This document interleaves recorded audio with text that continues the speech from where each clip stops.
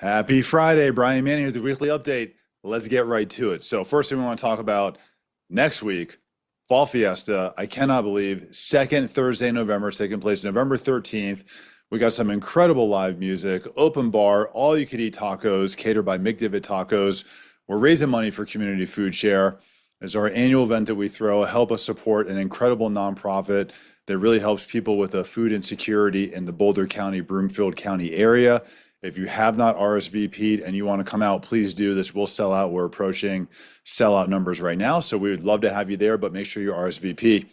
This will sell out. Let's talk about the news of the week. So first, Monday this week, we got information on active listings. So this is looking at real estate across the country. Active listings right now, we're at a number at 1.1 million. Still 9% below where the number was in October 2019. So really active listings are actually still below the pre-pandemic level. So I know, different markets, we have our finger on the pulse with what's happening as far as inventory across the country, especially here in Colorado. But in its entirety, active inventory is still below pre-pandemic levels.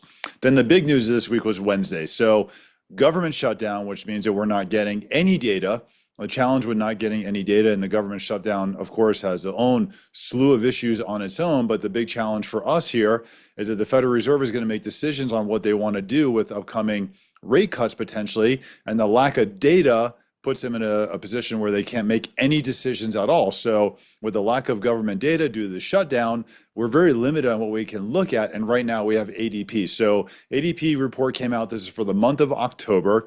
Expectations were already really low. It was expected that in October, we would have created 24,000 jobs in the entire country.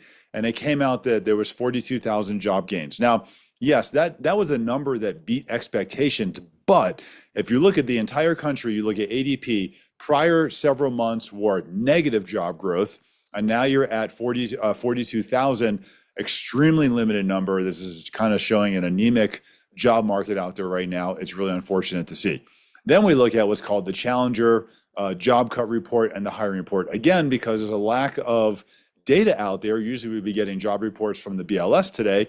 Now there's a lack of data, so everyone's going to look someplace else. So this report doesn't usually carry as much clout as it does right now, but looking at this report, this is for the month of October, and this is looking at job replacement, and it says in the month of October, there's anticipated 153,000 less job hires across the country. So this is the lowest number, or this is the lowest October number, in 22 years.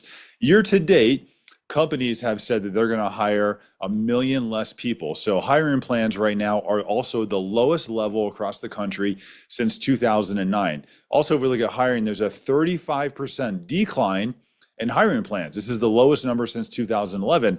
When I look at media sources like, the Wall Street Journal, for example, you look at companies out there like Google, Amazon, IBM, all these companies across the country talking about their layoffs that are going to start taking place through their corporate division, and companies out there like Walmart saying that we don't have any hiring plans, that we actually think we can do more with what we have right now. We're going to utilize the teams that we have in place. We're going to integrate AI into this, and we don't plan on hiring any more people. What's baffling to me is that all this data coming out, like low jobs report, slow hiring, 35% decline in job hiring, we still have Federal Reserve voting members out there that say the job market is good, the job market is stable. So I just can't understand where that's coming from. So speaking of the Federal Reserve, also very highly anticipated that in their December meeting coming up, there would be a December rate cut. This has actually been anticipated for several months now. But one thing to know about the Federal Reserve is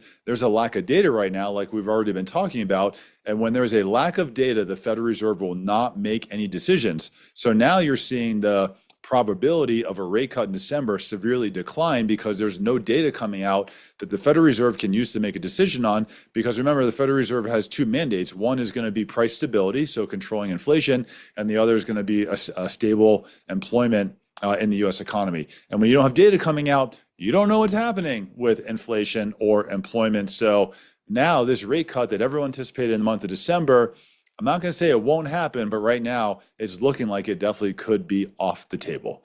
I'm around all weekend. If you have any questions, let me know. I'm available 7 days a week, 8 a.m. to 8 p.m.